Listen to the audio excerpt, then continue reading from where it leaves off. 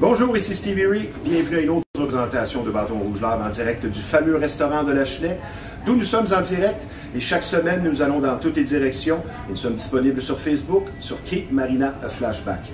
Une très belle émission, fort intéressante pour vous aujourd'hui. Notre deuxième invitée, elle affiche un sourire de tous les instants et de son propre aveu. Elle est ce qu'on appelle une bonne vivante qui ne connaît qu'une seule façon d'aborder la vie, soit avec bonne humeur et avec énergie. Ce que propose justement à son image l'entreprise, dis-je bien, qu'elle dirige, soit Happy Buddha, le centre du bonheur. Donc, pour nous en dire plus sur les soins énergétiques et divers services offerts par ce centre, nous recevrons la sympathique Manon Corbeil. Mais tout d'abord, avec beaucoup de plaisir, nous recevons notre premier invité. Rares sont ceux ayant un parcours professionnel aussi varié, coloré et intriguant. Il a évolué pour plusieurs formations comme hockeyeur professionnel dans la LNH. Il fut journaliste débatteur d'une émission ayant marqué l'histoire du Québec, soit 110%, et il est dorénavant un homme politique reconnu. Donc avec nous, celui dont tout ce qu'il touche ou entreprend se transforme en or et en succès. Il se passe de présentation sous la bannière libérale, Monsieur le député de Marquette, Enrico Cicconi. Bonjour Enrico. Bonjour Sylvie, merci de me recevoir. Ben, c'est moi qui devrais dire merci d'être ici aujourd'hui, en plus un jour férié. Et je vais commencer sans te taquiner parce que c'est quand même sérieux de se blesser. Mais semble-t-il que c'est arrivé d'une drôle de façon. Je pense que tu t'es fait une fracture à la jambe il y a quoi, 2 ou 3 semaines. 3 semaines, ça fait 3 semaines et quelques jours. Là. Oui. On dit que la politique, c'est un sport extrême et vraiment, ça Tu en es la preuve. Ça prend tout son sens. J'ai été blessé à plusieurs reprises dans ma carrière. Oui. Évidemment. Mais cette blessure-là, je pense que ça a été vraiment la pire. C'est un matin, tout simplement. Je me dirige vers l'Assemblée nationale. Il est vers 7 h du matin. Oui. Et puis, depuis un certain temps, l'Assemblée, sur le terrain de l'Assemblée, on ferme l'accès à l'extérieur parce qu'il y a beaucoup de manifestations, comme tu peux comprendre. Puis, il y a beaucoup plus de gardes de sécurité. Alors, moi, le matin, quand j'arrive, au lieu d'aller ouvrir la barrière, attendre les gens de sécurité, mais moi, je fais un petit saut. Je suis quand même un gars de 51 ans qui est en forme. Et puis, dans ma tête, j'ai encore 20 ans. J'ai fait un petit saut sur le muret. J'ai mis le pied sur le muret. Puis, mais c'était mouillé ce matin-là. Alors, le pied m'a parti. J'ai voulu me rattraper, j'ai voulu me retrouver mon ballon. Puis là, c'est là que j'ai entendu la fracture. Oui. Ah oui, ça a été tu le savais instantanément. Tout douloureux. Très douloureux. Là, ça va bien, mais ça a été très douloureux. Une des blessures les plus douloureuses en carrière? La plus douloureuse. Ouais? Ah oui. Là, j'ai dû faire opérer d'urgence. On a mis des plaques en titane, des vis, des ligaments, tout lâché. Sur la liste des blessés. Liste des blessés, blessures au bas du corps. Enrico, une des vocations premières de l'émission, c'est de faire découvrir les gens derrière le statut. Tu es député depuis un certain temps. J'aimerais savoir, est-ce que tes parents sont italiens et est-ce que toi, tu parles italien? Moi, mon père est italien, qui est arrivé à Halifax à l'époque. Et puis, ma mère est une Canadienne-Française. Moi, issu de ce mariage-là, je parle italien, je vais me débrouiller. Honnêtement, je vais me débrouiller parce qu'on a été élevés à la québécoise à la maison, avec des racines italiennes. Cependant, quand on se retrouvait dans la famille de mon père, qui est très, très, très nombreuse, ma grand-mère qui parlait seulement italien. C'était bon d'en parler un petit peu. J'avais pas le choix. Puis parfois, ma grand-mère, elle me parlait, puis des fois, je manquais un petit bout. Là, elle se fâchait contre moi, mais c'était pas ça qui était drôle, c'est que elle frappait mon père par la suite parce que mon père ne nous l'avait pas montré. Les vrais Italiens. Mais mon père était toujours au travail. Il travaillait 12, 13, 14, 15 heures par jour. On avait une grande famille. Puis mon père, 4e, 5e année, devait travailler très dur. Mais je dois te dire, sans vouloir nécessairement te faire un compliment, que la culture italienne, c'est une très belle culture, spécialement culinairement. Je veux dire, c'est dur à battre. Tu as grandi dans quel quartier, quelle ville? Moi je suis un gars du West Island, de Pinco. On a habité dans la maison familiale de mon grand-père après son décès. Puis je suis un petit gars du West Island, du Perrault, Vaudreuil-Dorion, c'est l'endroit où j'ai fait mon sport. Là. Puis, bien entendu, quand tu montes de l'île, tu deviens de mieux en mieux, mais là, tu deviens une intercité. Là, j'ai joué mon sport dans Pointe-Claire, tu as pratiqué d'autres sports plus jeunes. Là. Effectivement, j'ai joué au football. Non, je ne sais pas jouer au football. Mon père en était italien, mais j'ai joué au soccer, au baseball non plus. Moi, c'était le hockey l'hiver, puis le soccer. Toi, les jambes, finalement. Ben, j'étais gardien de but. J'ai été gardien de but jusqu'à l'âge junior. J'ai été dans le programme canadien également de moins de 16 ans. Là, j'ai équipe du Québec aussi. Alors, il a fallu que je fasse un choix dans ma vie. Si on fait un retour dans le temps, sans vouloir dire que tu es vieux, on va faire un gros retour dans le temps. Quand tu avais 16 ans, Enrico Ciccone se prédestinait à quoi? Dans sa tête, est-ce qu'il se disait, je sais pas, moi je veux faire un plombier, ou c'était déjà à 16 ans bien ancré, moi je veux faire un athlète professionnel, spécialement au hockey? Avant 16 ans, d'un très jeune âge, moi dans ma tête, j'avais dit que je voulais faire un joueur de hockey de la Ligue nationale. Et même, il y a un moment donné... T'as des gens qui se moquaient, puis ça t'a motivé? Pas nécessairement moqué. Non, les gens ne sont jamais moqués, parce que j'avais toujours une facilité au niveau du sport.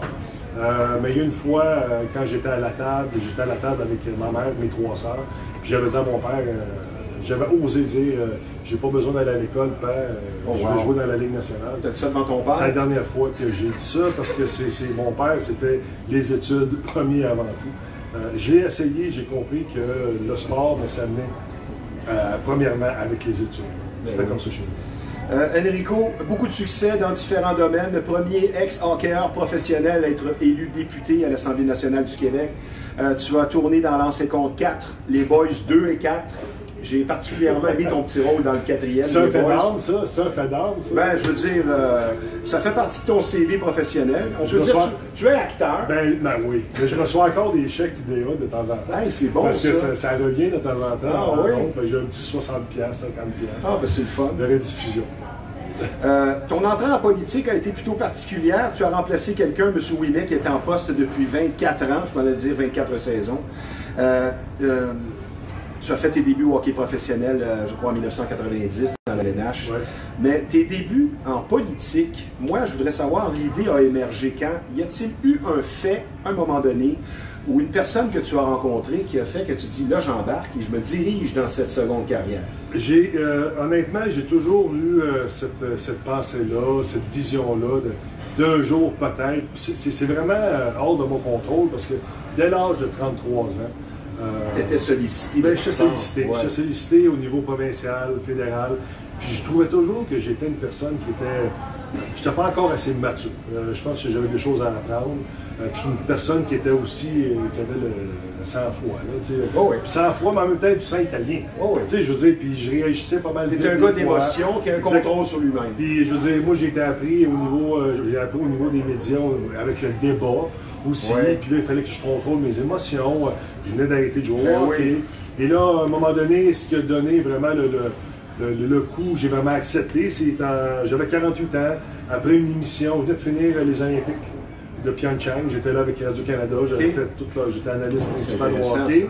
Et puis, après une émission de 91-9, quand j'étais co-animateur le matin, Michel Langevin, je me suis retrouvé sur mon balcon, il était vers 11h. Puis là, je me trouvais inutile. Je me trouvais inutile. Mais toujours très occupé, trop jeune pour juste... Tu sais, je me suis dit, il me semble que j'ai tout touché, 18 ans dans les médias, qu'est-ce que je peux faire de plus? Ouais, c'est ça. J'ai vécu l'extase avec les Jeux olympiques, j'aimais mon émission, mais là, évidemment, en 2018, il y a eu une campagne électorale, le téléphone a commencé à sonner encore une fois. Là, je pense, mais là, ça s'est fait. Puis là, je me suis dit... Et tu as eu une entrée fructueuse, je veux dire... Sans revenir sur les détails de ta nomination, je veux dire, c'est quelque chose. Ça n'a pas été une entrée, ça a été une entrée en matière qui n'est pas orthodoxe, là. Oui. Je veux dire, mais moi, c'était hors de mon contrôle. C'est pas moi qui décidais. Moi, j'ai tout appris. Au fur et à mesure, j'ai même vu M. Ouimet le lendemain à la télévision. C'est comme ça que j'ai appris comment ça avait été fait.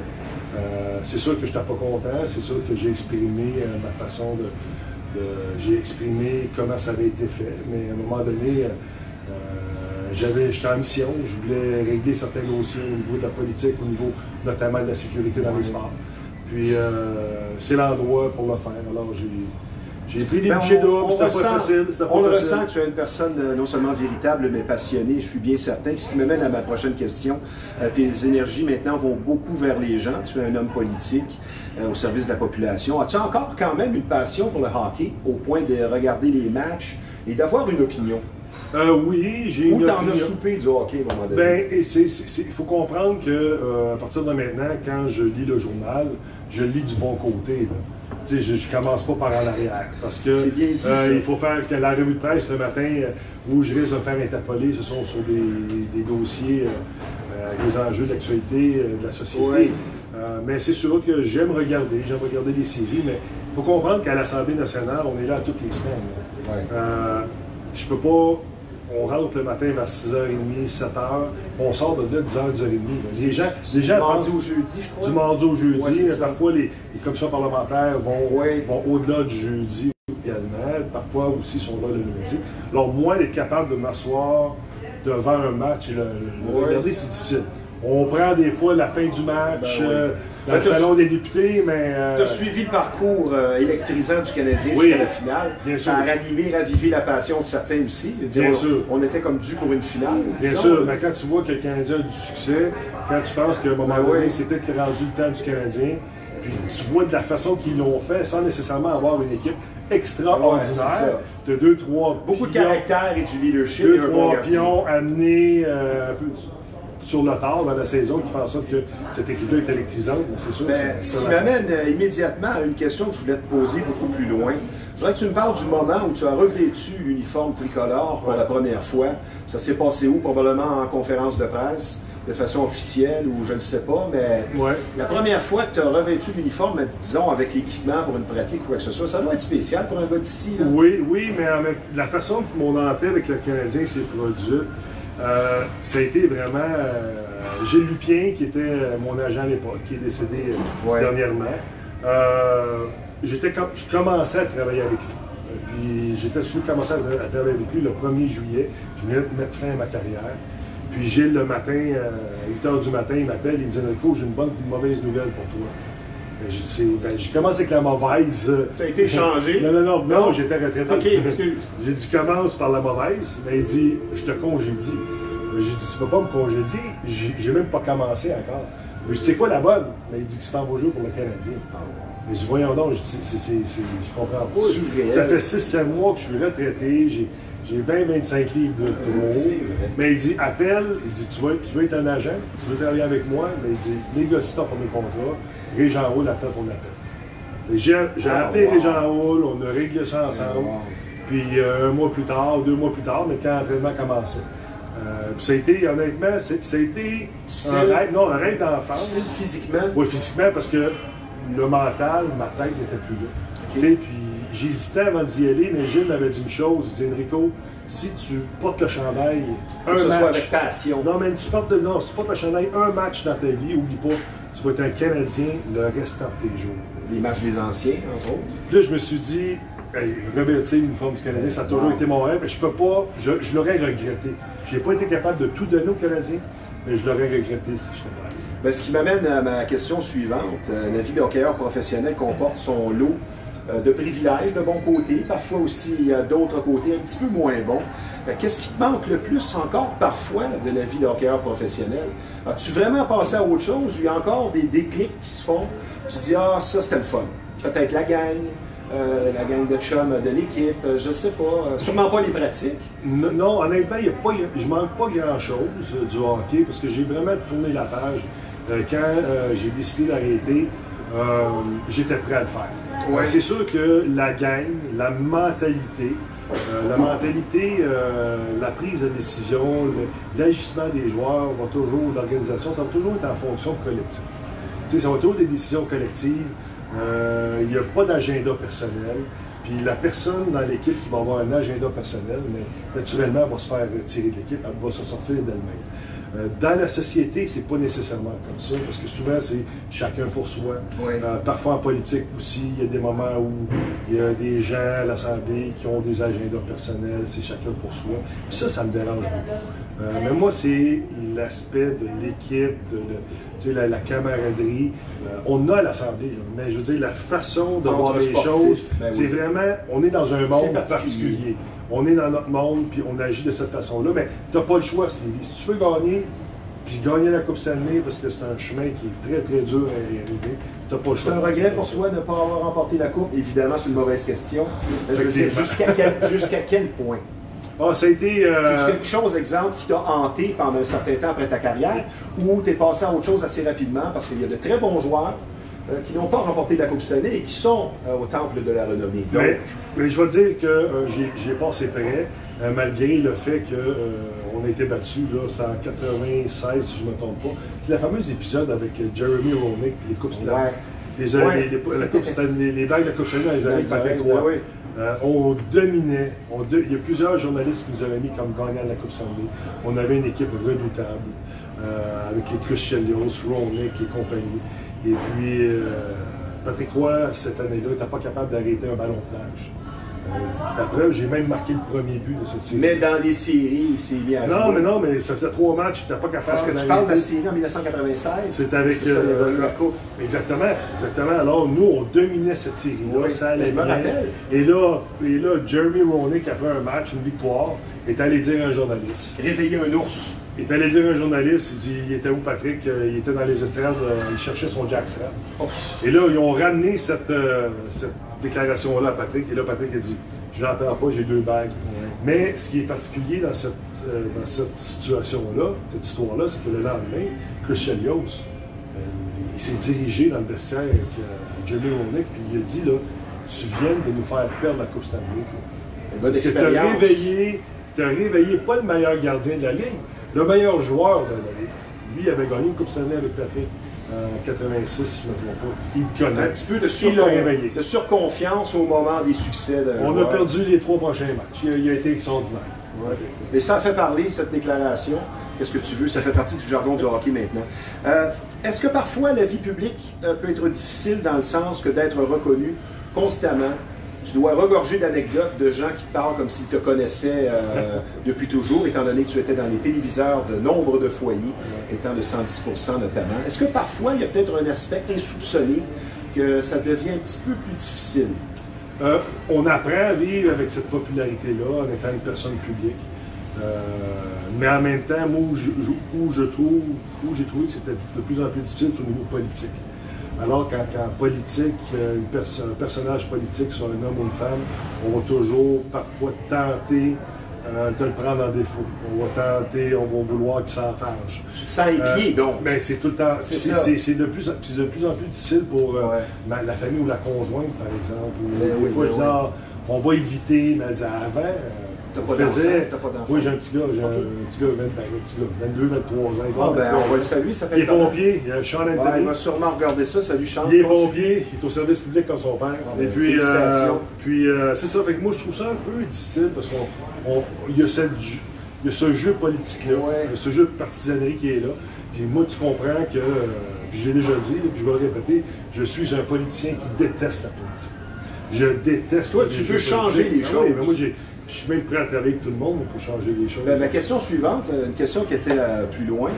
Quand tu vois la confiance qui n'est plus là tellement du peuple envers les politiciens, et pour cause, tu vois des scandales, spécialement dans la politique municipale. Toi, en tant qu'individu, en tant que politicien, ça te fait quoi si tu résumais ça en quelques phrases? Bien, je vais te dire que j'ai été affecté énormément, puis je vais t'expliquer. Lors de mon annonce, j'étais avec ma conjointe, on était en voyage, on était en Asie.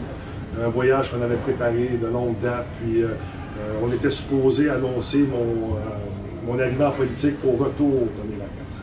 Et quand j'étais là-bas, il y a quelqu'un qui a coulé l'information, ça s'est retrouvé sur toutes les chaînes, et puis mon téléphone s'est mis à sonner, des messages textes, et puis là j'ai commencé à regarder les réseaux sociaux, et du jour au lendemain, j'étais un vendu, un fraudeur, un mafieux, un crosseur. Je l'ai dit les mots parce qu'il faut les dire, les mots.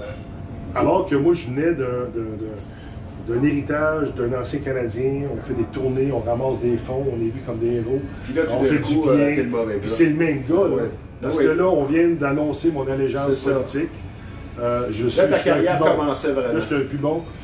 Des gens qui m'appréciaient. Alors moi, ça m'a beaucoup affecté. Ça m'a dérangé, mais en même temps, j'ai pas laissé... Donc, tu réponds à la question qui était, est-ce qu'on peut rester insensible quand on a une position comme la tienne? Est-ce qu'on peut rester insensible, surtout quand la critique est injuste? La réponse est non. Bien, je veux dire, tu sais, la critique, ça vient avec la gloire aussi. Ouais. Quand tu as du succès, c'est sûr que... Ça. Mais tu es capable de vivre... Moi, j'ai appris à vivre avec celle-là, parce que la critique, parce que j'étais un joueur de hockey. Mais, tu sais, de vraiment prétendre des choses, de viser, de juger. Parce que moi, puis moi, du jour au lendemain, puis on s'est parlé avant l'émission, puis tu m'as posé la question hier, on se tutoie. Je dis, oui, on se tutoie. Mais moi, aussitôt que j'ai annoncé mon moi, habituellement, je tutoie les gens, mais là, je suis quand même avec un député. Oui, non, mais je comprends. Ben, si je non, ça change. Pour moi, ça ne change absolument rien, ça. Ben, j'apprécie ce côté-là. Moi, ça a toujours été Chico, le grand, puis c'est comme ça que les gens oui. m'abordaient. La journée que je me suis retrouvé que mon visage sur un poteau pendant les élections, là, c'était devenu Monsieur Chico. C'est ça. Mais non, il n'y a rien qui change. C'est pas à cause de ton âge? Non, il n'y a rien qui change, absolument rien qui change. C'est le même gars, là. C'est le même gars qui n'est pas parfait. C'est le même gars qui n'est pas parfait. Deux questions rapides avant la pause. Mais en passant, le grand 6 pieds 5, je ne la comprends pas. Ben, je ne pensais pas que tu étais si grand quand tu es arrivé. Là, je veux dire, c'est ça, 6 pieds 5, ça commence à être assez grand. En quoi ta carrière précédente comme joueur de hockey, tu n'es pas quelqu'un qu'on peut impressionner facilement, donc ça c'est un plus. Mais en quoi ta carrière de joueur de hockey et de journaliste t'a aidé dans ta transition vers la politique en quelques phrases? J'ai peut-être passé, ça a été la plus belle école. Sans le savoir, là, ça a été la plus grande préparation pour le monde de la politique, surtout en communication. Parce que les gens, souvent, n'ont pas... Les gens sont... Ils vont pas mettre le poste... Tout le monde a le poste de l'Assemblée nationale à la maison. Mais très rarement, on va l'écouter. C'est ça. Mais si on prend le temps d'aller voir ce qui se passe pour nos travaux parlementaires, vous allez voir que les députés sont portés souvent à parler. Puis on doit prendre la parole des fois pour un 10, 15, 20 minutes. Parfois, quand on est porteur d'un dossier, mais c'est 1 heure de temps. Et tu étais déjà préparé, et tu as fait les Jeux olympiques, je veux dire 110 %. Ben, mon 18 ans en communication m'a préparé à mon entrée à l'Assemblée nationale. Es-tu capable de résumer ton expérience 110 % en une phrase? Ça a été... Ça devait être merveilleux de participer à ça. Ça a été tellement bon. Ça a été moi, je peux dire ça, ça a été... j'ai vécu toute la gamme des émotions. Je peux vivre toute la gamme des émotions dans l'espace de 30 minutes. Ça a été... la plus belle école pour une entrée là, dans les médias. Dernière question avant la pause, mon cher Enrico. Je suis bien content de te voir avec nous. Tu as évolué pour les North Stars, les défunts North Stars du Minnesota, les Capitals de Washington, avec qui tu as fait un retour au jeu après. Tu as été échangé aux Capitals. Tu as joué pour le Lightning de Tampa Bay. Tu as porté l'uniforme, vraiment un très bel uniforme, reconnu pour certains comme étant le plus bel uniforme de la Ligue nationale, les Blackhawks de Chicago. Tu as joué 14 matchs pour la Caroline, tu as joué aussi pour les Canucks de Vancouver, tu es retourné à Tampa Bay, tu as joué dans la Ligue américaine pour Québec, les Pirates de Portland, les Canucks d'Hamilton, tu as joué aussi pour 2 formations, je crois, dans la Ligue internationale de hockey. Ma question, aimes-tu voyager? Ben, j'ai pas même le choix. Puis c'est pour ça qu'aujourd'hui, moi, coucher à l'hôtel, à l'Assemblée, on a le choix de coucher à l'hôtel ou d'avoir un appartement. Et puis moi, j'ai choisi l'appartement parce que je suis incapable de coucher dans... As-tu vécu ça difficilement par moment, les voyages comme ça? Ben, où ça passait bien? Ben, c'est sûr que quand on est en mission quand on est en voyage. Hein, on est ensemble pour faire aller gagner un match. Ouais. Moi, où j'ai trouvé ça le plus difficile, là, puis c'est là que j'ai compris aussi les joueurs plus âgés qui avaient des enfants, qui étaient mariés aussi, qui avaient une famille.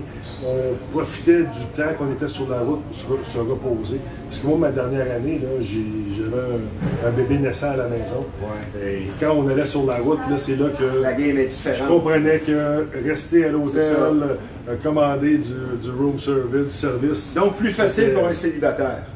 Oui, parce que c'est quand même excitant. C'est le rêve de tout le monde. C'est extraordinaire.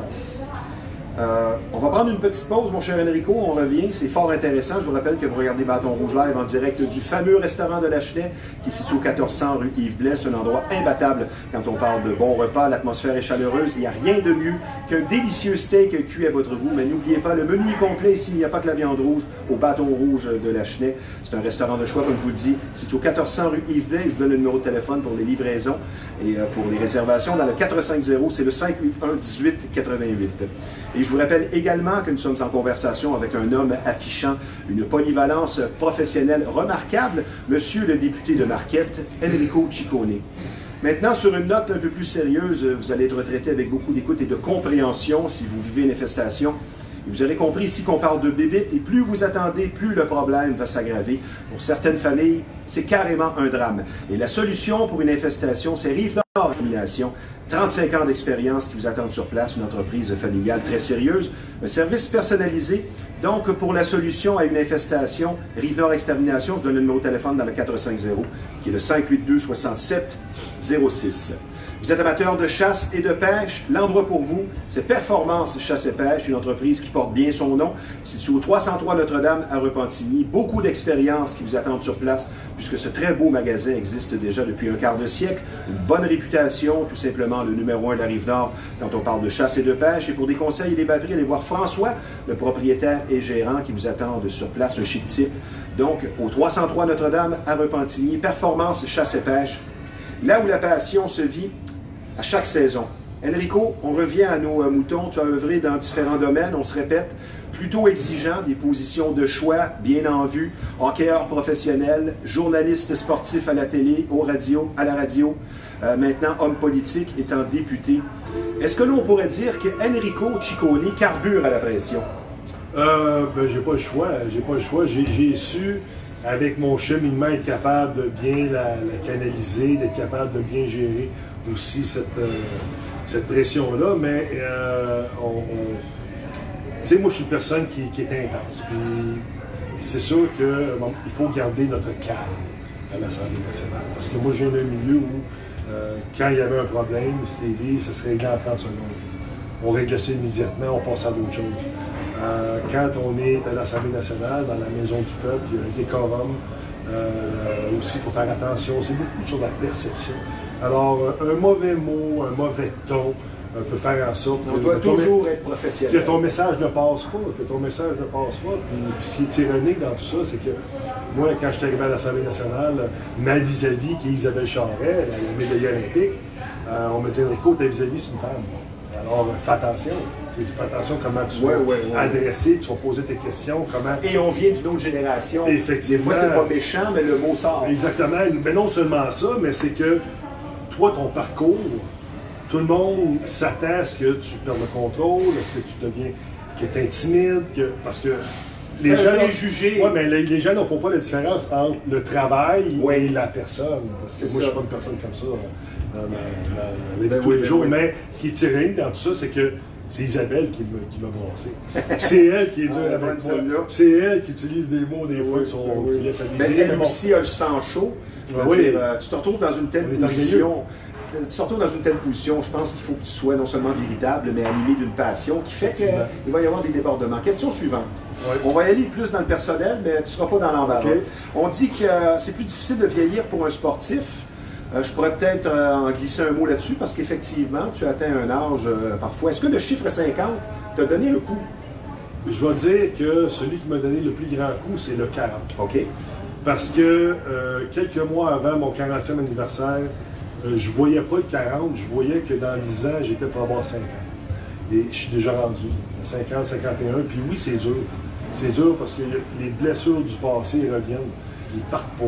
Est-ce que tu traînes des blessures, justement? Oui. Ta blessure la plus notoire, ce serait quoi? Là? Des commotions cérébrales, t'en as vécu combien, diagnostiquées et non diagnostiquées? Parce que toi, tu arrives d'une époque, c'est t'es tombé, OK, tu as reçu un coup, prends 2 Tylenol, tu joues à soir. Oui. Combien de commotions, selon toi, diagnostiquées et non diagnostiquées? J'ai jamais été diagnostiqué avec une commotion cérébrale. Alors, moi, je calcule entre 5 et 7. Tu as vu 5, 6, 7, double, sonné, perdu les lumières. C'est arrivé à plusieurs reprises. Enrico, t'es-tu déjà fait geler? Dans les Ligue américaine? Non. Que tu sors puis t'es plus là pendant tout. C'est arrivé, ça? Non, c'est arrivé une fois que je me suis fait frapper par derrière par Troy Crowder. Okay. Puis, à Boston? Non, lui, il était à l'époque, si je ne me trompe pas. Tu n'as pas joué pour les Canucks? C'était New Jersey, où je pense qu'il était avec les Canucks à ce temps-là. Puis j'ai été frappé, puis là, j'ai vu noir. La musique était trop forte, la lumière était trop intense. Mais je suis revenu le lendemain à l'entraînement. C'est la seule fois. As-tu des fois vécu des regrets? Parce qu'on le sait bien, quand deux personnes s'affrontent sur la patinoire et que la bagarre éclate, il y a quand même un respect entre les gars. Tu le vois des fois, OK, ça se donne une temps. Y est-il arrivé que tu as peut-être eu un combat contre quelqu'un qui n'était pas de ton calibre et tu as regretté après. Tu te dis, lui, il me semble que je l'ai pincé trop solide. C'est-tu arrivé, ça? Pas quand j'avais les patins attachés, où j'étais habillé. Les regrets, je les ai aujourd'hui. Je les ai aujourd'hui parce que quand on va voir sur YouTube, on tape mon nom dans Google, c'est pratiquement ces vidéos-là qui vont sortir. Puis, Ben oui. Puis On dirait que ça te suit. Puis mon fils qui avait 2 ans quand j'ai arrêté de jouer au hockey, qui ne m'a pas vu jouer véritablement au hockey. À un moment donné, il est arrivé, quand il était à l'âge, je regardais ça, il m'a dit « Ben, toi, tu ne jouais pas au hockey, tu faisais juste te battre. » Ça m'a un peu affecté parce que j'étais reconnu pour ça, mais en même temps, j'étais un défenseur. Je n'étais pas employé seulement pour faire ça.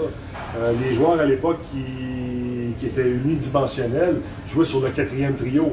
Ils avaient 2-3 minutes de temps de jeu. T'es bon sur le 4e trio?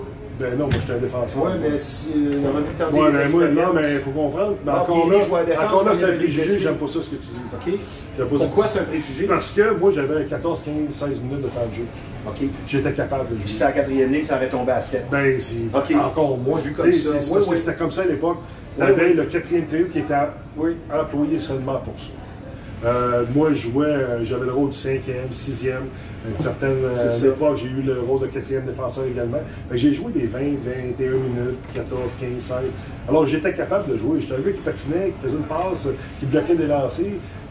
J'avais une qualité de joueur de hockey que les gens beaucoup de voir jouer. Que les gens ne voient pas. T'es content quand ils fliquent. Parce que sur YouTube, tu ne vois pas une milieu, tu ne vois pas une belle passe, un beau jeu, ça tu le vois. Ce qui m'amène à ma prochaine question que je pose à tous les combattants extrêmes que j'ai eus, les boxeurs. Toi, tu étais ce qu'on appelle un bagarreur, un policier. Est-ce que dans 50 ou 100 ans, les gens vont encore payer pour voir 2 personnes tenter de se faire une commotion cérébrale? Honnêtement, j'espère que non. J'espère que non. On est rendu où là-dedans? Puis je vais laisser le sport de la boxe de côté parce que c'est pas ma spécialité. Cependant, moi, j'ai de la difficulté. J'ai déposé des projets de loi justement en ce sens à l'Assemblée nationale pour tenter de corriger les commotions cérébrales chez les jeunes pour mieux les encadrer et mieux les protéger.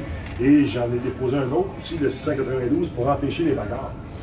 Dans les ligues où on a des joueurs de 18 ans et moins.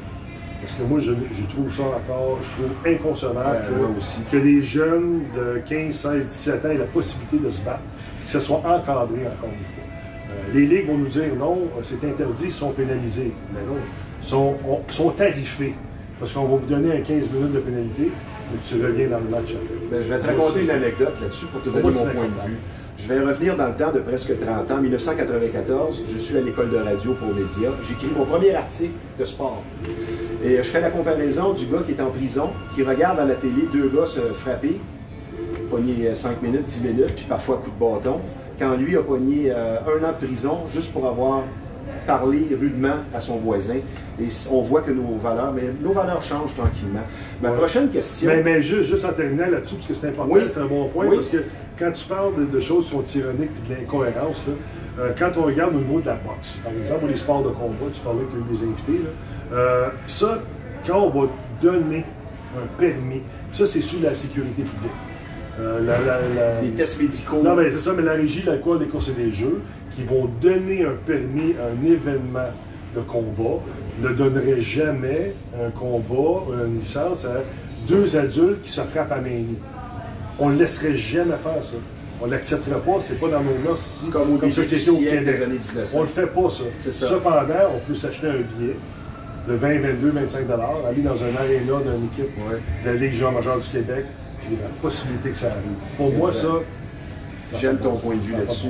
On va tomber dans les questions rafales. Tu me réponds par un mot ou une phrase, un nom. On va essayer d'accélérer le rythme, mais il ne reste presque plus de temps. Il y a encore beaucoup de matière à voir.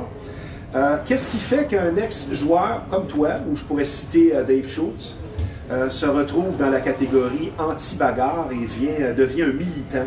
En une phrase ou 2, tu me dis quoi? J'ai des anciens coéquipiers qui sont passés à l'acte, qui se sont suicidés, qui ont de l'Alzheimer prématuré, qui ont de la démence. Qui vivent dans le bois comme Joe Murphy parce qu'il n'est plus capable de vivre en société, qui vivent des tremblements. Et à chaque matin, je me lève, Stevie, puis je me demande est-ce que ça va être mon tour bientôt? J'aime beaucoup ta réponse remplie d'humilité. Question suivante, mon cher Enrico. Moi, je pense que le travail, c'est une mixture. Le travail et la passion amènent au succès. Et malgré ce que les gens peuvent penser, c'est l'humilité et non l'ego qui explique le succès, qui fait qu'une personne va aller de l'avant. Un commentaire sur cet adage. L'humilité, oui. Le plus important, comme j'ai toujours dit, comme je dis à mon fils, puis j'ai toujours dit aux jeunes joueurs avec qui j'ai travaillé, la chose la plus importante dans la vie, c'est d'être une bonne personne. Enseigner à nos enfants des bonnes personnes, soit avant le succès, exactement, qui sont prêts à tout pour gagner. Ou la spécialité. Parce que tu peux avoir un spécialiste, puis introduire cette personne-là dans une équipe, oui. Mais c'est pas une bonne personne, ça va bousiller tout. J'aime bien. En une phrase ou un mot, es-tu un adepte de la pensée positive? C'est-tu quelque chose oui, c'est sûr. Pas nécessairement, non, mais la visualisation quand on joue au hockey, il faut se voir gagnant, on fait une erreur, on répare notre erreur mentalement. Et passer par là, c'est sûr. C'est sûr qu'on avait des trucs avec des psychologues. Oui. Un mot. Tu ne peux pas répondre Gilles Lupien, parce que je pense que ce serait une de tes réponses. Qui a la plus grande influence sur ta vie personnelle, de toute ta vie? Ça a été Gilles Lupien. Pourquoi je ne peux pas le nommer? Ben, parce que je sais que tu vas répondre Gilles. Je veux que tu me répondes quelqu'un d'autre. OK, d'abord la deuxième personne.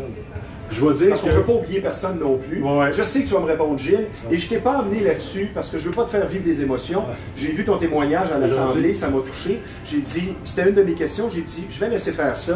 Comme pas de questions sur la COVID, tu n'es pas là pour être sur le grill. Puis à un moment donné, on en a soupé, là. Mais ta plus grande influence sur ta vie, plusieurs personnes, ce sont leurs parents. Ouais. Mais dans ton cas, tu dirais quoi? Je vais dire que oui, c'est sûr que mes parents étaient là. J'ai une de mes tantes aussi qui nous a aidés financièrement quand on était jeunes. Mais la personne qui va toujours me ramener, qui va toujours me dire, hey, la vie, c'est pas une game de hockey, c'est ma conjointe. Quand je reviens à la maison, elle passe pas par quelque chose même, elle me dit, celle-là, tu l'as échappée. Ça fait longtemps que tu es avec ta conjointe? Ça fait 35 ans, ça fait 27 ans qu'on est mariés. Oh, wow, félicitations. C'est rare aujourd'hui. Oh, wow, puis ça t'a gardé down to earth dans les années 90, parce que je veux dire, d'avoir une conjointe qui a voyagé avec toi, tout ça, ça garde... Elle est arrivée dans la deuxième partie de ma carrière, parce qu'elle est à l'université. Parce que beau bonhomme comme toi, tu aurais pu déraper assez facilement dans ces années-là. Ah, mon Dieu, c'est... Oui, mais tu me dis que tu ne posais pas de questions qui étaient... Non, on va pas là. OK, ton plus beau moment dans le hockey maintenant. Ça va être difficile à répondre, mais ton plus beau moment qui te passe par la tête, tu dis ça a été un beau moment. Ben, je vais te dire que mon premier match au Forum de Montréal, dans l'uniforme des Capitals de Washington, ça a été mon plus grand moment. La prochaine question m'intrigue, question que j'ai posée à d'autres politiciens. On entend souvent le viadage qui dit que de parler de religion, de politique ou du Canadien de Montréal n'est pas toujours souhaitable dans les réunions de famille. Mais un party de famille chez la famille Ciccone, ça se passe comment? Est-ce que c'est un sujet qui est banni? Non, c'est pas banni, mais... On fait attention. Naturellement, on va me glisser un mot, me parler, puis c'est là des fois que les conversations vont s'enflammer, mais nous autres, on apprend à vivre avec ça.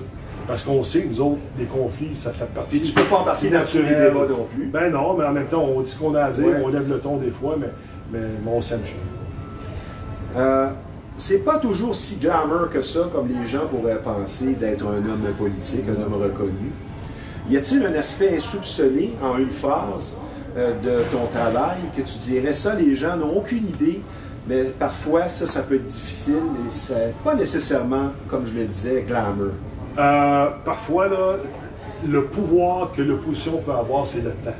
Et quand différentes étapes d'un projet de loi, que ce soit au niveau de la santé, l'économie, au niveau du travail, ou au trésor, dépendamment des dépôts de projet de loi, on est souvent porté, nous, c'est pas dans mon dossier, puis sur mon dossier, j'ai le dossier sport, loisirs, saines habitudes de vie, jeunesse, l'intimidation.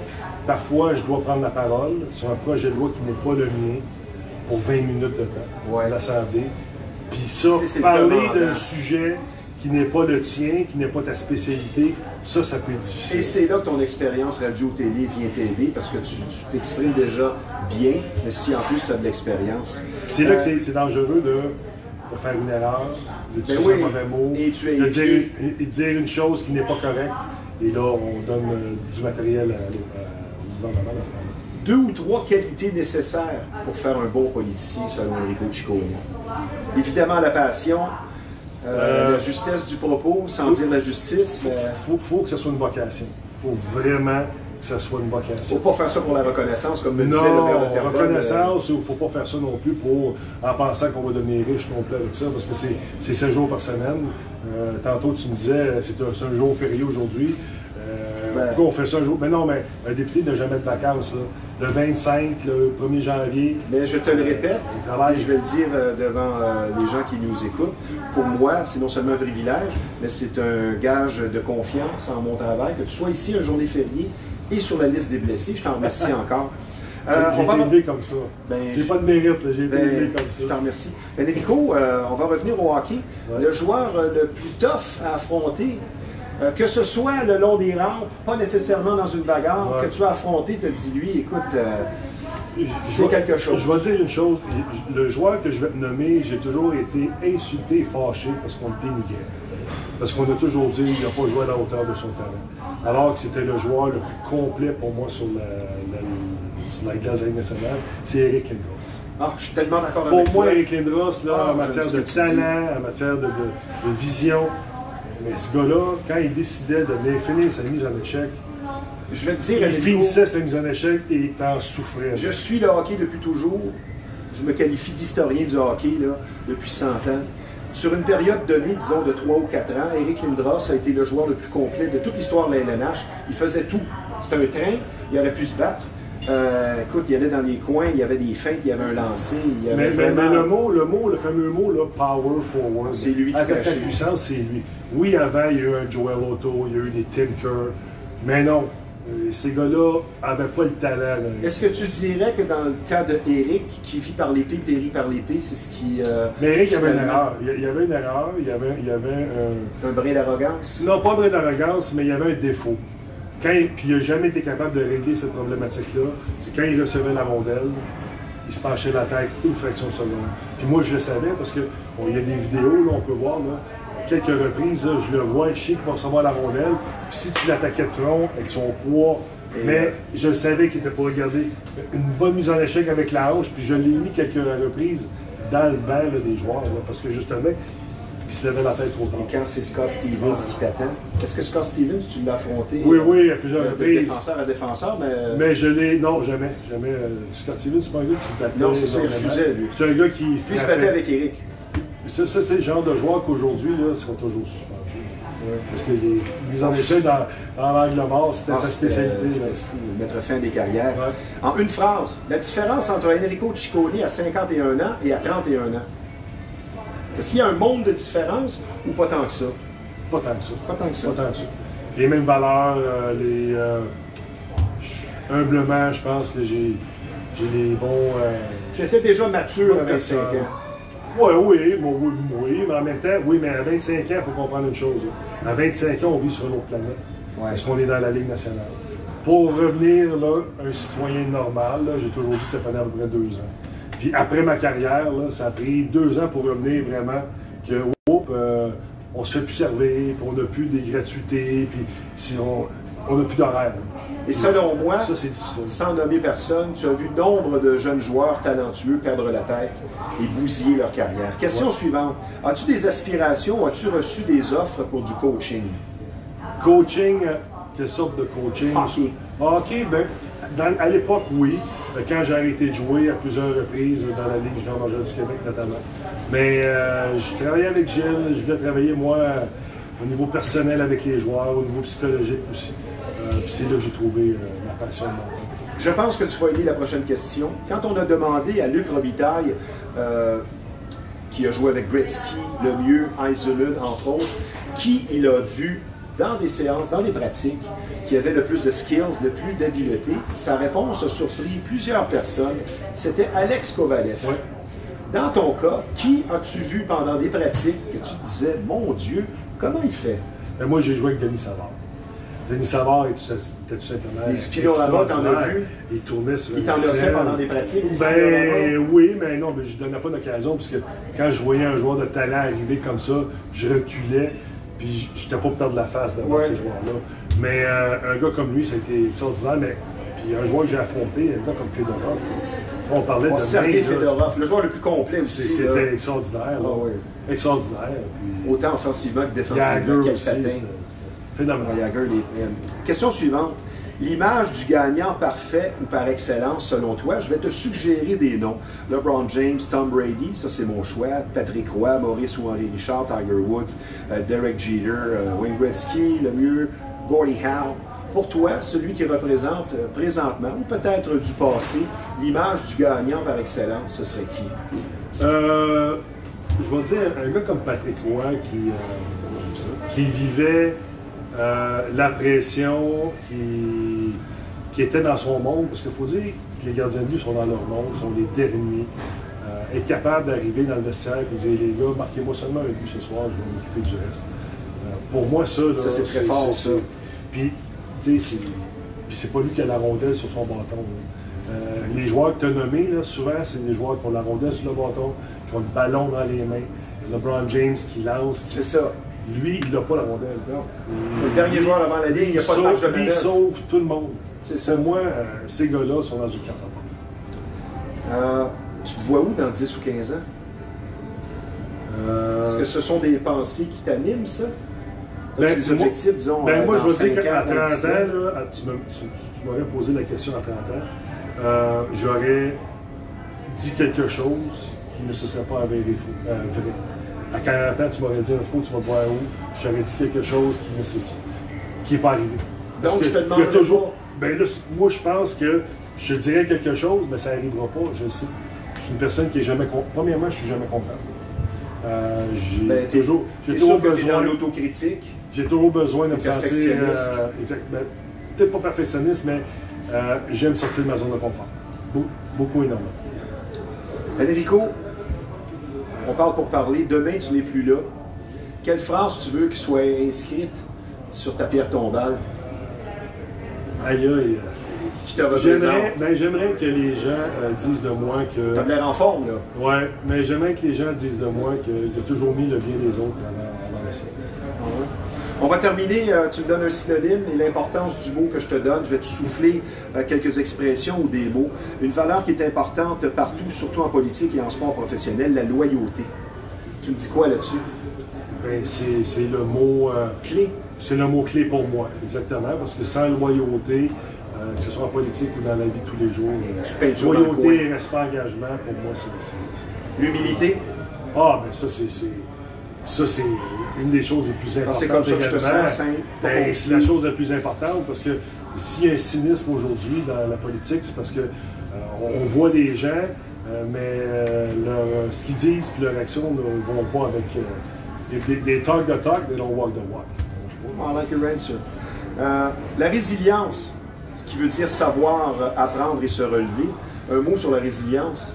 Qui te représente? Parce que juste de voyager comme ça, de changer de club, souvent, ça peut être difficile psychologiquement. Bien, je veux dire, moi, une personne qui a besoin de connaître l'échec avant de gagner. Puis si tu n'as pas connu l'échec, si tu n'es pas tombé, si tu arrives trop facilement à un but quelconque, bien, évidemment, tu n'auras pas appris cette résilience. Un mot sur la loi du retour? La loi du retour? Nos bonnes actions nous amènent des bonnes récoltes. En anglais, on dit « karma is a bitch ». Ta réponse. La dernière, ne pas s'asseoir sur ses lauriers, regarder devant. Tu me dirais quoi là-dessus? Ben, moi, honnêtement, là, ce que je souhaite le plus au monde un jour, c'est d'être capable d'être assis sur mes lauriers, honnêtement. Mais ce qui est confortable me rend inconfortable. J'ai un petit cadeau pour toi qui vient de ma collection personnelle, même si c'est un vieux bouquin qui est encore neuf, qui a été édité en 1993. Je pense que tu vas beaucoup l'aimer. Ah, wow. C'est 100 ans d'histoire de la Coupe Stanley, disons de 1893 au 100e anniversaire en 1893 à 1993. Wow. Là-dedans, tu vas retrouver toutes sortes de belles choses. Ben oui. Tu aimes sûrement le hockey des années 60, c'est une des plus belles dynasties de l'histoire, les Islanders. C'est un cadeau personnel à toi pour te remercier d'avoir été ici. Ton cadeau d'Action de grâce, mon cher Enrico. Je vais le déclarer à la commissaire à l'éthique, soit dit en passant. Fait que, Enrico, merci beaucoup de ta visite. Tu es un exemple de polyvalence, de travail et de persévérance. L'exemple que le travail ouvre certaines portes, sinon toutes les portes. Je te sens véritable et engagé, très sympathique. Je te souhaite encore beaucoup de succès en politique et même plus. Je te donnerai la main. Ça sera pour une autre fois dans l'après-crise. Merci d'avoir été des nôtres. Très, très apprécié. Merci, Philippe. Ça fait plaisir. Parlons maintenant d'un domaine très en vogue, ayant connu une progression fulgurante au cours des dernières années, soit le tatouage. C'est un nouveau partenaire ici à l'émission Bâton Rouge Live. Nous sommes bien heureux de l'avoir avec nous. C'est une entreprise où service rime avec qualité, soit Dave White Tattoo. Il est difficile de faire confiance ou de trouver le parfait artiste tatoueur, comme vous le savez, mais pour être reçu avec professionnalisme et gentillesse, et pour que tous vos désirs et vos tatouages soient réussis avec finesse, vous n'avez qu'à aller sur Facebook et aller voir Dave White Tattoo. Le travail sera 100% à votre goût. Maintenant, je vous parle de la zone vêtements de sport et classiques qui est située au 148 Notre-Dame à Repentigny. Une très belle boutique qui vous attend avec des marques de choix au meilleur prix. Je vais vous en nommer quelques-unes, dont Gasp, Better Body, Rider Wear, Gorilla Wear, La Bella Mafia. Vraiment une très belle boutique qui vous attend. Lacoste pour les vêtements et les souliers. Comme je vous le dis, plusieurs marques de choix. Timberland, ça c'est un classique. Une nouvelle marque qui est très en vogue, ce Koala pour les jeans, les t-shirts pour hommes à ne pas manquer. Et évidemment le classique Ed Rush avec ses magnifiques chandails. C'est situé la zone de vêtements de sport et classiques au 148 Notre-Dame à Repentigny. Maintenant, notre deuxième invité, un de ses buts au quotidien de transmettre soins, énergie et sourire, c'est précisément la vocation de Happy Buddha, le Centre du Bonheur, entreprise qu'elle dirige avec plaisir et engagement. Donc, pour nous expliquer ce que le Centre du Bonheur nous offre pour renouveler nos énergies et pour nous parler de son parcours personnel qui se reflète de façon évidente dans son milieu professionnel, je vous présente une partenaire de l'émission, une femme animée d'une belle joie de vivre, Manon Corbeil. Bonjour Manon. Allô Stevie, ça va bien? Oui, ça va. Bien heureux de te voir avec nous. Un petit soleil, malgré cette journée nuageuse. Ma première question, jusqu'à quel point la COVID a eu une incidence peut-être un peu négative sur ton travail? Eh mon Dieu, là, on pourrait parler longtemps parce que Happy Buddha avait sa soirée d'ouverture le 16 mars 2020. On s'entend que le lundi matin, on annonçait que tout le Québec fermait. Alors, c'est là que j'ai vu ma force. L'ironie du sort. Ah, c'était vraiment dévastateur pour moi parce que je me disais, ben voyons donc, je peux pas croire que ce projet-là Après tant de préparation. Que je préparais, puis là, j'étais tellement fière de montrer ça, puis que là, tout arrive. C'était de là ma force, je l'ai vu. Ça a l'air prétentieux, là, non, mais je me suis dit, comme ça qu'on là, ça va faire. On va pas. Ah oui, absolument, parce que, écoute, là... Tu n'as même pas perdu ton sourire, cette fois. Ah ouais, je te dirais que, oui, un petit peu, mais il est revenu rapidement. Sauf que, oui, c'était difficile, mais je suis choyée dans la vie, alors j'ai pu quand même bien m'en sortir, puis tout ça, ça n'a pas été un drame, parce que beaucoup de gens que je connais, c'était un drame. Ben, les faillites. Exactement. Fait que moi, j'ai décidé de le virer de bord et de dire, OK, parfait, peut-être la vie m'envoie que je suis peut-être pas prête à ouvrir tout de suite. Fait que j'ai mis ça sur le positif. C'est bon, ça. Puis, tu sais, tantôt, quand j'écoutais avec Enrico, tu disais, tu crois-tu à la pensée positive? Oui. Ça t'a beaucoup aidé. Mais je ne crois pas à la pensée magique. Ah, j'aime la distinction que tu fais. Moi, la pensée magique, là, c'est... Comme quand on entend que tout est possible. Ben oui, non, mais à un moment donné, là, ça va faire oui, ça. Mais je veux dire, on ne sera pas élu premier ministre demain parce qu'on décide qu'on souhaite ça. Exactement. Puis, tu sais, des fois, tu as des grandes ambitions dans la vie, mais tu n'as pas ce qu'il faut pour le faire. Bien, même si tu dirais à cette personne-là, la pensée magique, ça n'existe pas. Mais la pensée positive, oui, j'y crois. Oui. Fait que c'est ça que j'ai décidé de faire. Te connaissant... très connaissante de ton milieu de travail, pour vulgariser, tu n'as pas ton pareil. J'aimerais qu'on énumère les services offerts, les soins énergétiques que tu offres chez Happy Buddha, pour vraiment démystifier le tout auprès des gens. Oui, bien Happy Buddha, en fait, c'est un centre du bonheur, je le dis tout le temps, puis c'est vraiment pour le corps et l'esprit. Ce que j'ai voulu faire avec Happy Buddha, c'est d'amener, oui, des séances énergétiques, tout ça, parce que vous savez, l'énergie, là, tout le monde a ça. Mais c'est parce que des fois, on n'en est pas conscient. Moi, j'ai ça depuis tout le temps, mais ça fait longtemps que j'en suis consciente. Mais parfois, avec des gens, par exemple, on parle des choses qui existent à Happy Buddha, Access Bar. Quand le Access Bar, le déblocage énergétique, qu'on est capable d'aller comme effacer, moi je dis tout le temps, c'est comme redémarrer ton ordinateur interne. Mais il y a certaines personnes qui vont se reconnaître, parce que j'ai des clients très régulières à ce niveau-là, au niveau d'Access Bar, et des fois, on sent tellement l'énergie, c'est comme si j'avais une balle dans mes mains qui se promenait d'un bord à l'autre. Et je leur demande, sentez-vous l'énergie? Il y en a qui vont me dire, non, je sens rien.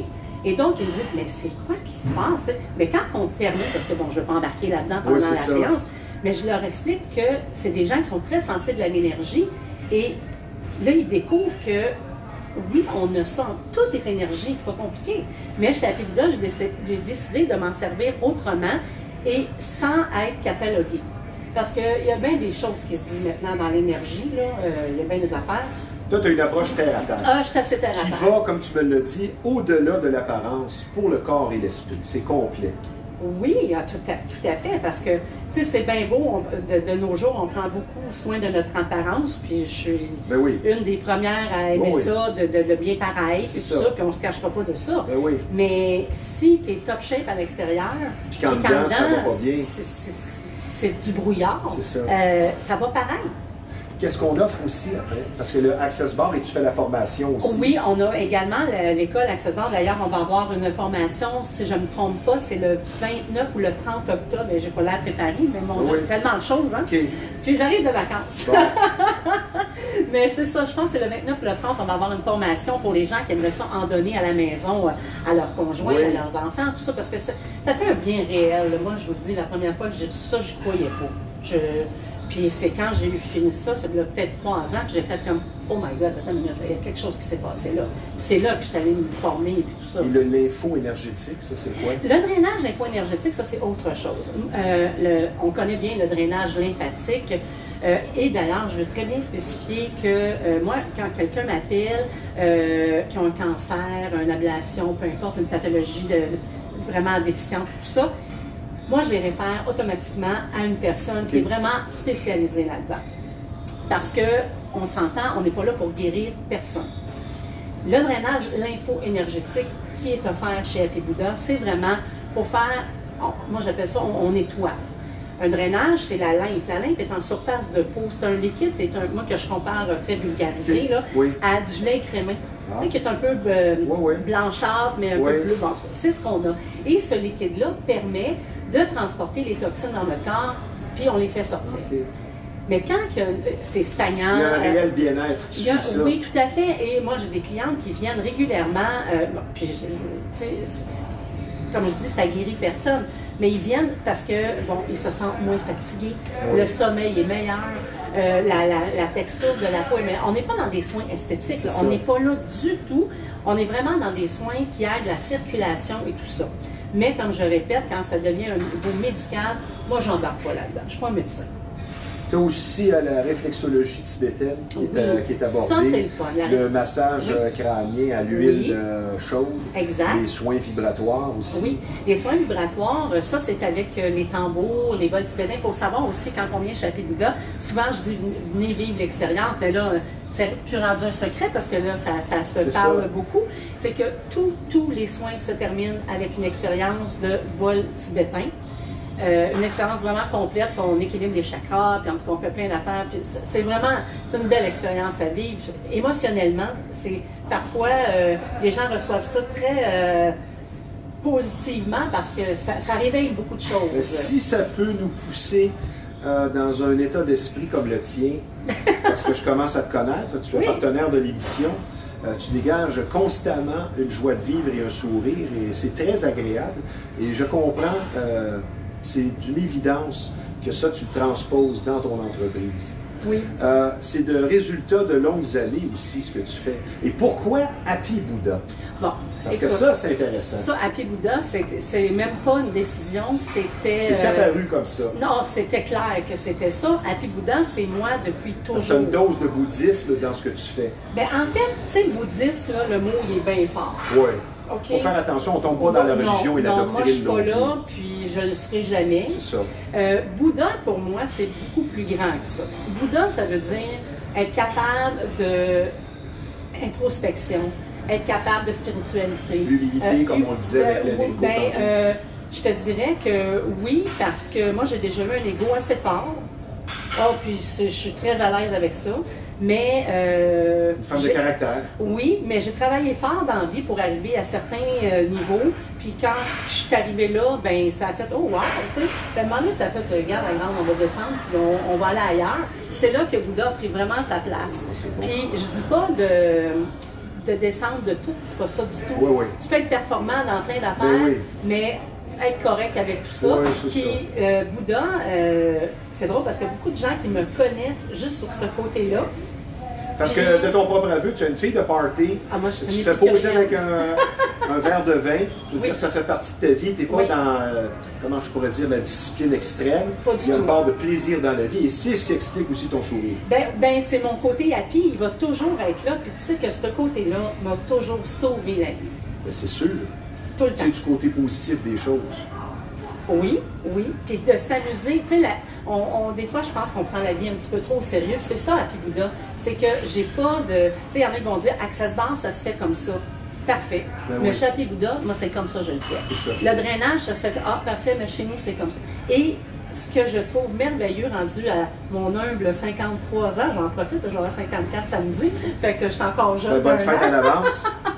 Mais je suis maintenant tellement bien avec moi-même que j'ai plus le complexe de l'imposteur, de « Oh mon Dieu, je vais-tu le faire bien? » Je m'en fous. C'est de même que je veux le faire et je me sens correct parce que mes happy girls, donc mes clientes, c'est des happy girls, reviennent. Puis j'ai vraiment beaucoup de clientèle qui est répétitive, tout ça. Fait que ça veut dire à quelque part un client satisfait est un client qui revient. Ben, moi, je veux qu'ils comprennent quand ils passent la porte de chez Happy Bouddha qu'ils ont le droit de redevenir qui elles sont. Parce que, oui, c'est un centre pour les femmes. Tu les aides dans ce sens-là. Oui, je sais, mais tu sais, je les aide, mais en fin de compte, c'est eux autres qui s'aident. C'est juste que chez nous, ils ont la possibilité de découvrir qui elles sont. Puis de redevenir qui on est. Tu sais, les femmes, les hommes aussi, là, mais chez nous, on parle des femmes, fait que c'est ça que je vais parler aujourd'hui. Mais on est mère, on est épouse, on est performance. Dans la performance. On est demandé sur des comités. Puis là, il faut tout le temps être hot, puis tout le temps être hot. Mais moi, chez nous, quand tu rentres, Nathalie, Mélanie, Chantal, Rachel, n'importe qui, Valérie, ça rentre, ça devient elle. Puis ça, là, ça a l'air anodin ce que je dis là, hein? Mais il y a des gens là, que quand ils sortent, ils se disent « Hey, ça fait longtemps que j'ai pas été moi. » Mais c'est gros, ça. Fait qu'Happy Bouddha, c'est ça. Très grosse influence aussi sur la vie. Tu me demandais les choses qu'on fait, mais le mala ici, bon, ça c'est un mala, ça c'est un mala plus pour les grandes sorties comme aujourd'hui. Bon. Mais les malas, ça c'est ce que je fais énormément chez Happy Bouddha. En fait, on appelle ça mala, mais ça s'appelle en sanskrit, c'est guirlande. Et ça c'est te, pour non méditer. seulement, ça te protège aussi. Bien, ça te protège. C'est encore là, tu sais. C'est ça. Pour certaines personnes, on se rappelle des chapelets. C'est le chapelet d'Happy Bouddha. C'est le chapelet d'Happy Bouddha. Et il y a tout le temps 108 perles, parce que quand on fait une méditation, on répète 108 fois le mantra. Mais tu sais, un mantra, encore là, les gens vont dire « Oh, je ne connais pas ça, les mantras. Hey, » C'est simple. Ton mantra, là, c'est la phrase que tu veux intégrer dans toi. C'est ça. Alors, tu la répètes 108 fois si c'est possible, encore là. Et pourquoi qu'il y a 108 perles? C'est qu'on les tourne comme ça pendant la méditation. Fait qu'on n'a pas besoin de compter « Ah, je suis rendu à combien? » c'est bien. Fait quand on a fait le tour de... Et là, on peut se procurer ça, oui. Oui, moi, ils sont tous créés de ma main. Je n'ai personne qui crée mes malas. Parce que là, présentement, je suis en... Donc, tu es artiste aussi. Oui. À ta façon. À ma façon, ben oui, bien. Effectivement. Tu as été présidente de la Chambre de commerce à Mascouche. Mon Dieu, moi, vous êtes bien renseigné. Ben oui, mais je veux dire, quand on s'est parlé fréquemment, surtout en pré-entrevue, tu as un long cheminement professionnel. Tu étais aussi, tu travaillais dans une clinique dentaire. Oui, avec mon conjoint, on a encore aujourd'hui le Centre d'implantologie dentaire des Moulins. J'étais là. Donc, beaucoup d'actions professionnelles sous ton toit. Oui, oui. Mais ça a toujours été l'histoire de ma vie. J'ai la bougeotte un peu. Ben, c'est bon, ça, d'avoir des bonnes énergies, d'avoir des idées sur l'avenir et des objectifs. Peut-être que tu m'expliques, parce que si j'ai bien compris, ce sont exclusivement des femmes, mais il y a quand même de la place pour des hommes clients. Non. Donc, seulement des femmes. Et tu m'as expliqué pourquoi l'autre fois. C'est une question de gêne un peu ou d'avoir des situations claires. Écoute, j'ai eu longtemps ce questionnement-là, si on intégrait les hommes chez Happy Bouddha et tout ça. Et comme je te dis, je suis bien connectée dans la vie. Puis je l'ai vraiment demandé la réponse. Je l'ai en ligne et moi parce que j'avais beaucoup de demandes de monsieur, puis tout ça, par contre. Puis lors d'une rencontre de croissance personnelle, il y a une dame qui s'est livrée, puis c'est une dame que je connais. Et je ne savais pas ça de l'histoire de sa vie. Puis quand elle a sorti tout ça, on a fait, ben voyons donc, pour voir qu'elle vit ça dans sa vie. Et à la fin de ça, on l'a laissé s'exprimer. Tout ça, elle me dit, tu sais, s'il y avait eu une présence masculine, elle dit, j'aurais jamais été capable de sortir de ça. Je comprends ça. Ma réponse, je l'avais. Fait que ça a été décidé au niveau des formations. Oui. Au niveau des séances énergétiques, ça ne me tentait pas de vivre des situations cocasses ou quoi que ce soit, parce que, bon, des fois, comme entre autres en drainage, si on va dans, on n'embarquera pas dans le sujet, tout le monde a bien compris. Puis, ça ne me tente pas d'aller là. Tu sais, à Happy Buddha, moi, c'est du bonheur, du trouble, j'en ai pas. Puis, j'en aurais pas. Nous allons prendre une petite pause, ma chère Manon. Je vous rappelle que vous regardez Bâton Rouge live en direct du fameux restaurant de la Chenais, situé au 1400 rue Yves-Blais. Nous sommes présentement en compagnie de la dirigeante de Happy Buddha, le Centre du Bonheur, une femme qui fait dans l'énergie, soit Manon Corbeil. Mais on va rester justement, Manon, dans l'énergie, puisqu'on parle de mieux-être, et c'est ce que tu offres. Tu es notre partenaire, un de nos partenaires principaux, Happy Buddha, le Centre du Bonheur, avec une super gamme de soins pour le corps et l'esprit. Et pour optimiser et refaire ces énergies, on s'occupe de vous, notamment, comme on le disait précédemment, avec les soins, la formation Access Bar, le déblocage énergétique et le drainage lympho-énergétique. Donc, faites-vous une faveur, Happy Buddha, le Centre du Bonheur, pour s'offrir une vie meilleure et pour faire le plein d'énergie complet, un ressourcement parfait. Happy Buddha, le Centre du Bonheur, pour les meilleurs soins énergétiques, un endroit unique et magique. Je vous parle maintenant d'un garage tout à fait particulier où qualité rime avec confiance. Samoto, situé au 1133 Notre-Dame à Repentigny, un garage dont la réputation n'est plus à refaire, la confiance règne, le travail est bien fait, c'est le respect du client qui compte en premier, et de longues années d'expérience et de longues explications aussi vous attendent sur place. Moi, j'aime bien dire personnellement que ce sont des tops de la mécanique. Donc, Samoto, situé au 1133 Notre-Dame à Repentigny. Question suivante, Manon. Tu es toujours souriante, tu es la personne toute désignée pour répondre à cette question-là. C'est quoi la recette du bonheur selon Manon Corbeil en quelques phrases? Tu l'aimes celle-là, hein? Ben écoute, la recette du bonheur, moi j'ai l'impression qu'elle change souvent. Parce que... Selon les époques? Oui, oui. Moi, ce qui me rendait heureuse il y a 5 ans, aujourd'hui, c'est insignifiant pour moi. Ah. Puis ce qui me rend heureuse aujourd'hui... Il y a 5 ans, je serais partie à rire. Donc, vivre le moment présent 24 heures à la fois, pour toi, c'est une des clés. Bien, oui, c'est de vivre le moment présent parce que des fois, on perd du temps à qu'est-ce qui va arriver. Je vais faire, mais regarde, prends le temps de là, ce qui se passe, savoure ce qui se passe là, puis on verra. Il ne faut pas devenir dans la nonchalance. Rechercher le plaisir dans nos activités. Oui, et ça aussi, tu sais, aujourd'hui, je répondais à une amie sur Facebook qui disait merci, c'est l'action de grâce aujourd'hui. Puis je disais oui, on est tellement choyés, il faut être en gratitude avec ce qui se passe là, parce que demain, on ne le sait pas. Moi, j'ai eu des anecdotes en vacances. Comme je disais, je suis arrivée avant hier. Et tu sais, le moment présent, là, en tout cas, j'élaborerai pas là-dessus, mais en 3 jours, j'ai vécu... 3 belles journées. Ah non, mais des affaires que tu pars d'une extrême à l'autre, puis à un moment donné, tu pars à rien, parce que tu dis, hey mon Dieu, une chance, j'ai apprécié où ce que j'étais jeudi, parce que dimanche, c'était une autre histoire. Mais c'est pas grave. Comme on dit, c'est la vie. Exactement. Donc, ton travail, c'est de propulser les femmes et de faire rayonner les gens qui te consultent. Il y a, à travers tout ça, des ateliers de croissance personnelle.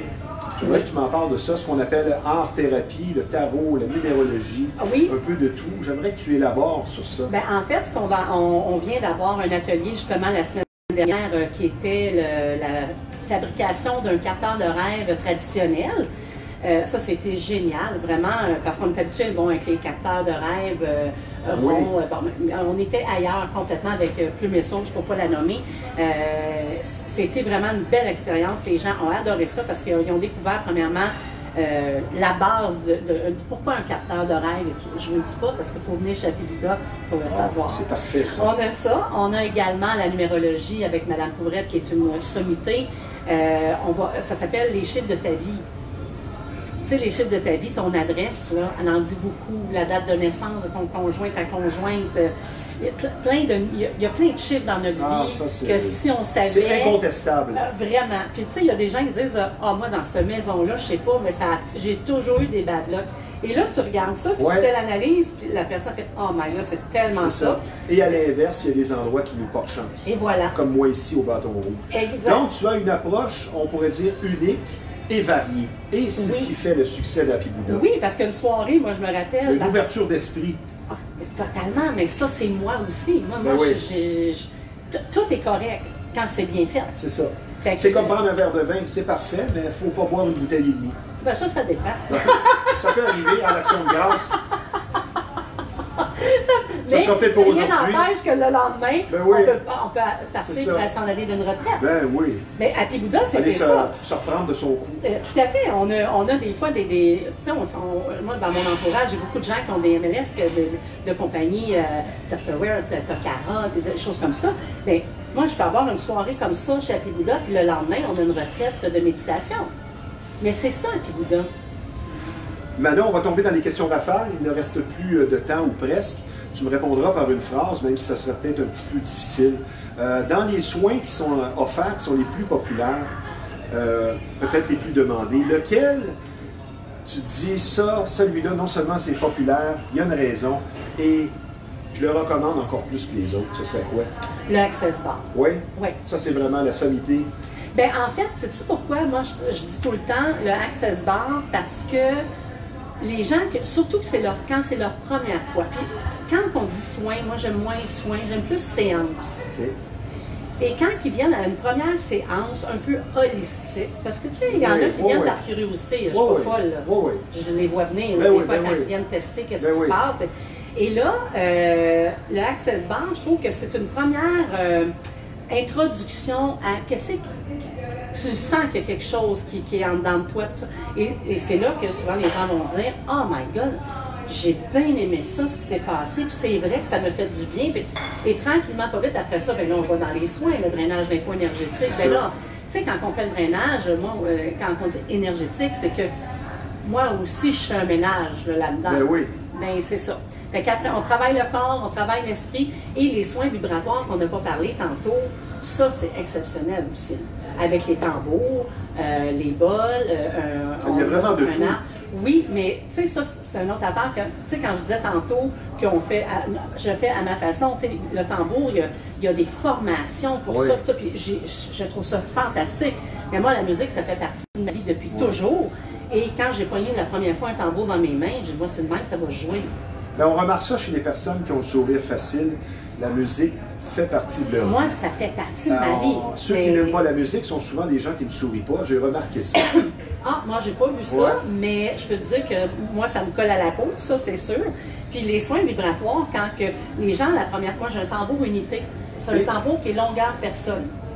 Tu te couches en dessous, puis on joue avec, on écoute des mantras, puis tout ça. Et les gens, quand ils reçoivent ces vibrations-là, c'est incroyable ce que ça fait.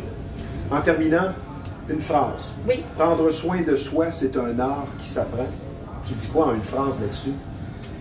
Ben, en fait, moi, tu sais, ça ne sera jamais une phrase. Oui, mais là, tu n'as pas le choix, il reste plus de temps.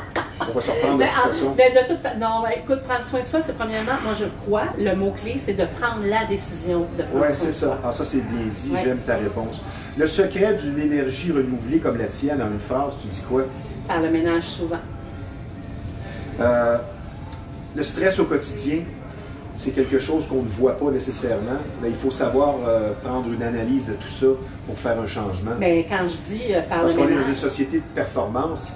Totalement, mais sauf qu'à un moment donné, voyager avec des valises trop lourdes, c'est là que le stress embarque tout le temps.